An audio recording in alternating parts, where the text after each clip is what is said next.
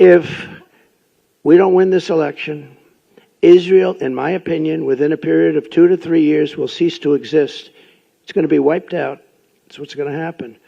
It's a tough thing to say, but what difference does it make from my standpoint? I have to tell you the truth, and maybe you'll be energized, because there's no way that I should be getting 40% of the vote. I'm the one that's protecting you. These are the people that are going to destroy you, and you have 60% of the Jewish people essentially voting for them.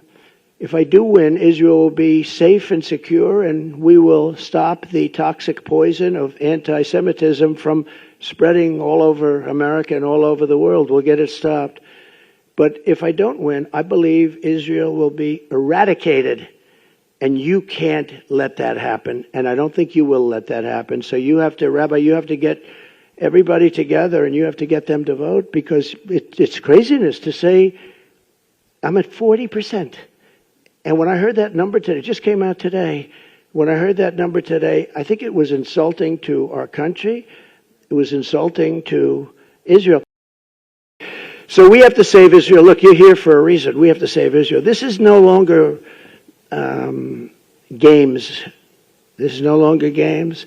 This is the saving of Israel. And I'm going to mention it. We're making a big statement in a little while at another conference, also very important.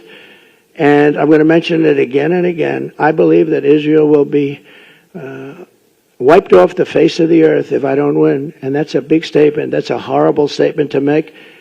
And it's just the way I feel. And a lot of people in this room agree with me.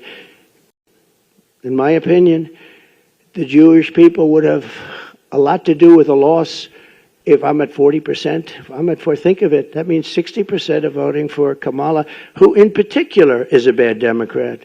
The Democrats are bad to Israel, very bad. They'll never change, because they have a section of their party now which has become amazingly and quickly very powerful, vote-wise. I mean, Chuck Schumer is a Palestinian. All across our land, you've seen Jewish Americans harassed and attacked and terrorized by anti-Semites and Hamas sympathizers.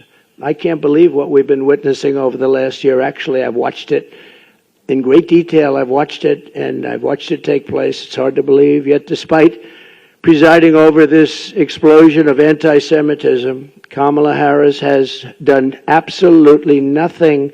She has not lifted a single finger to protect you or to protect your children or to even protect you with words. I'm here today to tell the Jewish American community that this ugly tide of anti-Semitic, pro-Hamas bigotry and hate will be turned back and crushed starting at noon on January 20th, 2025.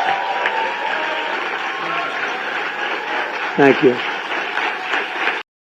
You know, 15 years ago, Israel was the strongest lobby, if you want to use the word lobby, had the strongest representation of people like this. These are great people, Miriam. But the strongest there was, if you said something about a Jewish person or something about Israel that was bad, you were out of politics. Unless your name was Ted Cruz, he could get through. I think Ted could get through, but maybe not.